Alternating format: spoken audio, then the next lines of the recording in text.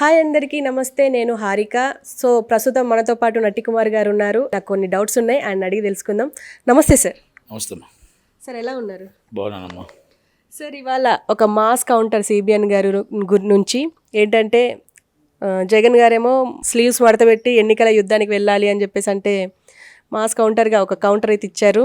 ఈసారి కుర్చీ మడతపెట్టుడే అనేసి, దీని గురించి మీరేమంటారు? ఆయన కౌంటర్ కరెక్ట్. జగన్మోహన్ రెడ్డి గారు శ్రీవస్తు మడత పెట్టినా, కుర్చీ మడత పెట్టినా, ఏ మడత పెట్టినా ఆ కుర్చీ ఖాళీ అయిపోతుంది. ఆటోమేటిక్గా అందరు ఎమ్మెల్యేలు ఎంపీలు ఖాళీ అయిపోయారు. అక్కడ ఎంపీ ఇక్కడ ఒకవేళ ఆయన నిజంగా గెలిస్తే అంత టెన్షన్ పడాల్సిన అవసరం, అన్ని సీట్లు మార్చాల్సిన అవసరం ఏం అవసరం. జగన్మోహన్ రెడ్డి గారు ముఖం చూసి ఓటు వేస్తారని ఆయనకి నమ్మకం లేదు కనుక వాళ్ళని అక్కడ క్యాండిడేట్లు మార్చి వాళ్ళ ముఖం చూసైనా ఓటేస్తారేమో అనుకుంటున్నారు. కనుక దాని మీద కరెక్ట్గా చంద్రబాబు నాయుడు గారు క్లియర్ కట్గా ఇచ్చారు. సిబిఎన్ గారు నీట్గా ఇచ్చారు. ఏమని ఇచ్చారు? కుర్చీ మడత పెట్టడమే. ఆయనకి సివిలేస్ అన్నారు, ఆయన కుర్చీ మడత పెట్టడం ఎందుకు ఇచ్చారు? మీకు ఆల్రెడీ కుర్చీ మడత పెట్టి వెళ్ళిపోతారు నాయన. మీకు ఆల్రెడీ ఒక బంగ్లా ఏదైతే మీరు విశాఖపట్నంలో కట్టారో, మీ టూరిజం గెస్ట్ హౌస్లన్నీ ఇరగొట్టి ఆ గెస్ట్ హౌస్ మాకు ప్రజల పాలనకి ప్రజలకు అవసరం అవుద్ది, కానీ దాంట్లో అడుగు కూడా మీరు పెట్టలేరు. పెట్టకుండానే ఇక్కడ ఆల్రెడీ సెక్రటరీ ఎలాగైందో అలాగే ఇక్కడ కేసీఆర్ గారికి ఏ పరిస్థితి ఆ పరిస్థితి మీకు వస్తుంది అని నీట్గా ఇండైరెక్ట్గా చెప్పాడు ఆయన. సార్, అలాగే రేపు షర్మిల కొడుకు రాజారెడ్డి పెళ్ళి, ఆ పెళ్ళికి జగన్మోహన్ రెడ్డి గారు రారు అని చెప్పేసి ఒక సోషల్ మీడియా కానీ అక్కడి వర్గాలు కానీ మాట్లాడుకుంటున్నారు. ఏమంటారు దాని గురించి? ఒకటమ్మా, పార్టీలు వేరు, ఇష్యూస్ వేరు, బంధుత్వం వేరు. బంధుత్వం అనేది అన్న చెల్లెల బంధం. అక్కడ మేనల్లుడు కంపల్సరీ పెళ్ళికి వస్తారు. మేనత్త మేనమామ ఇద్దరు వచ్చి పెళ్ళి ఇచ్చి ఆస్వాదించి వెళ్తారు. మన నిశ్చితార్థం కూడా వచ్చారు కదా, కంపల్సరీ వస్తారు. రాకుండా ఉంటారని నేను అనుకోను. ఎందుకంటే ఒక కుటుంబంలో డిఫరెంట్ పార్టీస్ ఉండొచ్చు, డిఫరెంట్ అభిప్రాయ భేదాలు ఉండొచ్చు. కానీ అక్కడ అభిప్రాయ భేదాలన్నీ కూడా పార్టీల దాకానే ఉంటాయి, అది ఇంటి దాకా రాదు అని నేను అనుకుంటున్నా. అలాగే చుట్టాలు కానీ పట్టాలు కానీ ఏదున్నా మనం పెళ్ళిళ్ళకి కానీ మన ఏదైనా కార్యాలకు కానీ కంపల్సరీ వెళ్తాం, ఈ కోపతాపాలు ఉన్నా కూడా. కనుక జగన్మోహన్ రెడ్డి గారు ఇద్దరు కలిపి వస్తారు అని చాలా అనుకుంటున్నాను, కన్ఫర్మ్ అని అనుకుంటున్నాను.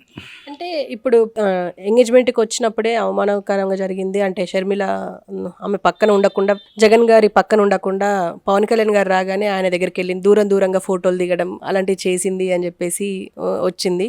అండ్ ఏంటంటే మళ్ళీ ఇప్పుడు ఎలాగో పర్సనల్ అన్నారు కాబట్టి అది నిజంగా ఏపీలో అది పర్సనల్గా లేదు, అంటే కుటుంబమే నడుస్తుంది, కుటుంబం ఇష్యూసే మొత్తం రాజకీయం అయిపోయింది అని చెప్పేసి అంటున్నారు. దీని గురించి మీరేమంటారు? మీ మీడియా సృష్టి తప్ప. అక్కడ ఎంగేజ్మెంట్లో ఆయన ఆప్యాయంగా చెల్లిని పలకరించాడు, ఆప్యాయంగా తల్లిని పలకరించాడు, ఆప్యాయంగా అన్నయ్యని పలకరించారు. ఇక్కడ ఎక్కడైనా సరే ఒకటి ఉందమ్మా, వచ్చిన అతిథులు అందరినీ కూడా పలకరిస్తూ వెళ్తారు అంతే తప్ప ఒక అన్నయ్య వచ్చినా తమ్ముడు వచ్చినా ఒక మన ఇంటిగా ఉండిపోతే వచ్చిన అతిథులకు మనం అవమానపడినట్టు ఉంటుంది. కాబట్టి అతిథులు అందరూ కూడా మన ఇంట్లో వాళ్ళు కాబట్టి మన ఇంట్లో వాళ్ళని తర్వాతైనా పలకరించవచ్చు. బయట వాళ్ళు ఎవరైతే వచ్చారో ఆహ్వానించి వాళ్ళు మన అతిథులుగా కంపల్సరీ రావాలి. రేపు నాకు తెలిసి చంద్రబాబు నాయుడు గారు వస్తారు, పవన్ కళ్యాణ్ గారు వస్తారు, జగన్మోహన్ రెడ్డి గారు వస్తారు, ఇక్కడ చంద్రశేఖర్ గారు రావచ్చు, అందరూ వస్తారు. రేవంత్ రెడ్డి కాంగ్రెస్ పార్టీ నుంచి ఆల్మోస్ట్ అందరూ వస్తారు, నాకు తెలిసి చాలామంది వస్తారు. కనుక అందరూ వచ్చి బాగా జరుగుతుంది. కనుక ఎక్కడ కూడా ఏ అవసరం లేదు. పార్టీలు వేరు. ఓకే, మీరు పర్సనల్గా మాట్లాడుకుంటున్నారు అన్నారు. కాకపోతే కొంతమంది పేడ్ ఆర్టిస్టులు ఆమెను తిట్టడం అనేది కుటుంబం ఎప్పటికైనా ఒకటి కాకపోదు. కనుక బయట వాళ్ళు ఇలా మాట్లాడడం అనేది కాదు. రోజా గారికి ఏం తెలుసు? రాజశేఖర రెడ్డి గారు ఏంటి, రాజశేఖర రెడ్డి గారి చరిత్ర ఏంటి, వాళ్ళ కుటుంబం ఏంటి, వాళ్ళ కుటుంబం ఎన్ని వందల మంది ఎన్ని వేల మంది వైఎస్ కుటుంబం అనేది ఆమెకి ఏమైనా చరిత్ర తెలుసా? వైఎస్ కొండలరెడ్డి గారు, రాజారెడ్డి గారు వీళ్ళ కుటుంబం తెలుసా? అసలు ఆ కుటుంబం కోసం ఆ మొత్తం టోటల్గా ఒక చరిత్ర ఉంది, ఒక 50 సంవత్సరాల చరిత్ర ఉంది. ఆ చరిత్రలో చిన్న అభిప్రాయ భేదాలు కుటుంబాల్లో ప్రతి ఒక్కరి దాంట్లో ఉంటాయి. కానీ మనలాంటి వాళ్ళని దూరకూడదు దయచేసి. ఎందుకంటే వాళ్ళ కుటుంబంలో అనుకుంటారు. ఇప్పుడు వైఎస్ వివేకానంద రెడ్డి గారు ఆయన మీద నించున్నాడు. బాబాయ్ కాకపోయాడా, అబ్బాయి కాకపోయాడా? వచ్చారు కదా, బాబాయ్ అబ్బాయి ఒకటయ్యారు. మళ్ళీ వైసీపీ కోసం గెలవడం కోసం ప్రయత్నం చేశారు, అన్నీ కూర్చున్నాడు. అబ్బాయి కోసం లాస్ట్ దాకా ఉన్నాడు. దురదృష్టవశాత్తు చనిపోయారు. చనిపోయిన ఎవరు చంపారో చెప్పలేని స్థితిలో వైసీపీ పార్టీ ఉందనేది వాస్తవం. అది దాంట్లో అసంతృప్తి ఉందని వాస్తవం. వైఎస్ కుటుంబం అంతా అసంతృప్తితో ఉన్నారని వాస్తవం. జగన్మోహన్ రెడ్డి గారు వాళ్ళ భార్య ఒక్కరే ఉన్నారు, అని భారతమ్మ గారు ఒకరిద్దరు ఉండి తక్కువలంతా ఒకే వైపు ఉన్నారనేది వాస్తవం. ఇదంతా కూడా ఇవన్నీ ఉన్నా, ఎన్ని అభిప్రాయ భేదాలు ఉన్నా పెళ్ళికి అందరూ వచ్చి పెళ్ళికి మేనల్ని ఆస్వాదించే వెళ్తారనేది నాకు మాత్రం పూర్తి నమ్మకం ఉంది. ఇష్యూస్ అన్నీ కూడా చాలామంది ఆమె ఇష్టం వచ్చినట్టు మాట్లాడుతున్నారు. చాలామంది నేను చూశాను, ఒక వ్యక్తి ఎవరో ఏకవచనంతో ఒక ఆడపిల్లని మాట్లాడుతున్నాడు. కానీ నువ్వు మాట్లాడే ముందు ఒక్కసారి ఆలోచించుకో. రాజశేఖర్ రెడ్డి గారిని గుర్తు తెచ్చుకో. ఈరోజు జగన్మోహన్ రెడ్డి గారు దీన్ని ఖండించకపోవచ్చు, ఈరోజు వైఎస్ కుటుంబం ఆ అమ్మాయి మీద అంటున్న మాటలు ఖండించకపోవచ్చు. రాజశేఖర్ రెడ్డి గారి కుటుంబంలో రాజశేఖర రెడ్డి అభిమాని ఎవ్వరైనా 100% ఖండించవలసిన విషయమే.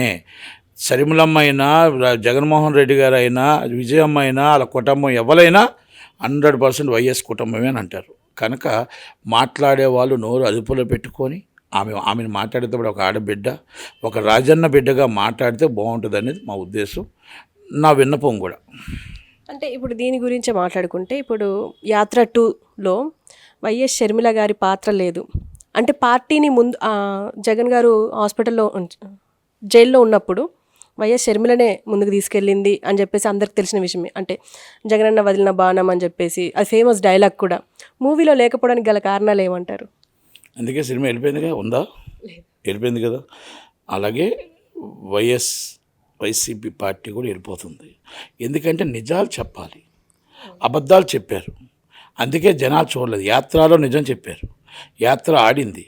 యాత్ర 2లో అబద్ధాలు చెప్పారు, తిట్టడానికే పెట్టుకున్నారు పార్టీ. అపోజిషనల్ తిట్టడానికే పార్టీ పెట్టారు, ఆ సినిమా పెట్టారు. కనుక సినిమాని చూసి ఓట్లు వేస్తారు అనుకోవడం జగన్మోహన్ రెడ్డి గారికి ఆశ, అంతే.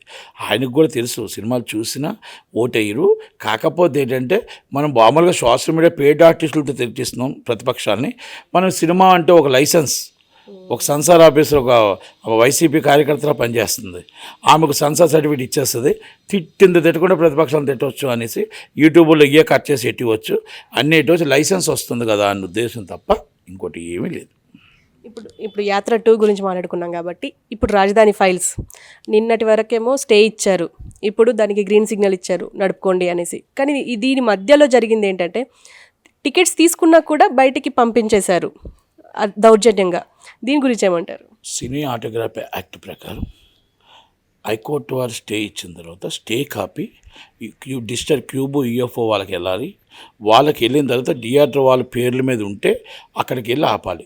ఇది ఏం జరిగిందంటే, ఇంకా స్టే ఇచ్చారు. ఇచ్చిన తర్వాత 10 నిమిషాల్లో పోలీసులు, ఎంఆర్ఓస్, ఆర్డీఓస్, కలెక్టర్లు అందరూ వెళ్ళిపోయి ఆ థియేటర్లో ఉన్న జనాలు కూడా బయటకు పంపించారు. ఇది చట్టరీత్యా సినీ ఆటోగ్రఫీ యాక్ట్ ప్రకారం చట్టరీత్యా నేరం. సినిమా టికెట్ ఇచ్చి చూసుకునేటప్పుడు మనం 18% జిఎస్టీ ఇస్తున్నాం గవర్నమెంట్కి. అది సినిమా చూస్తున్న వాళ్ళు మధ్యన పంపిస్తే చాలా పెద్ద చర్య అవుతుంది. హైకోర్టు వారు ఇచ్చిన ఆర్డర్ని ఒబుల్ చేయాల్సిందే.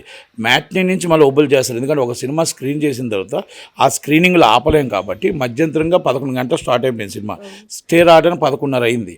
కనుక అలా సినిమా మధ్యంతరం తీసుకురావడానికి వచ్చిన వాళ్ళ మీద క్రిమినల్ కేసు పెట్టాలి.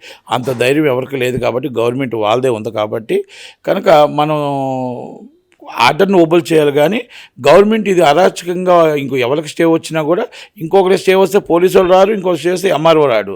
కానీ వీళ్ళు మొత్తం ఎంఆర్ఓలు, కలెక్టర్లు మొత్తం టోటల్ బళ్ళు లేకపోతే 2 వీలర్లు వేసుకొని పరిగెట్టారు. అదైతే 100% చాలా చాలా ఖండించవలసిన విషయం. ఇంకా రాజధాని ఫైల్స్కి స్టే ఎందుకు వచ్చింది, గ్రీన్ సిగ్నల్ ఎందుకు వచ్చింది? సెన్సార్ వారు కరెక్ట్గా చేసి ఉంటే, సెన్సార్ వారు ప్రతి దాంట్లో వివాదాల్లో ఆమె ఉంటుంది. అంటే ఆమె ఏంటంటే ఒక ఈగోకి వెళ్తుంది. నాకంటే చాలా గొప్పవాళ్ళు లేరు, నేనే ఐఏఎస్ ఆఫీసర్నని.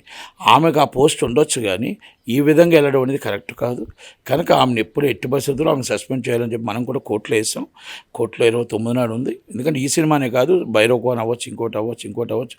అంటే ఆమె ఎవరు ఇష్టపడిన ఆమె రాజ్యం. ఇప్పుడు ఆ ఆంధ్రప్రదేశ్లో జగనన్న రాజ్యం ఎలా నడిపిస్తున్నారో ఆమె రాజ్యం కింద నడిపిస్తుంది. ఇది నాకెవరు బాస్, నేనే బాస్, ఎవరు బాస్ లేరు, ఎవరి మాట నేను విన్ను అన్న టైప్లో మనం నడిపిస్తుంది. ఒకే కోర్టు ఎప్పటికప్పుడు తీర్పిస్తుంది.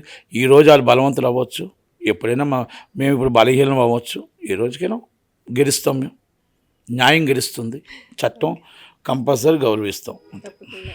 సో సార్, ఇప్పుడు రాజధాని ఫైల్స్ గురించి ఏంటంటే, ఇప్పుడు మూవీ అంతగా అమరావతిని అంత రిప్రజెంట్ చేయట్లేదు అని చెప్పేసి అంటున్నారు.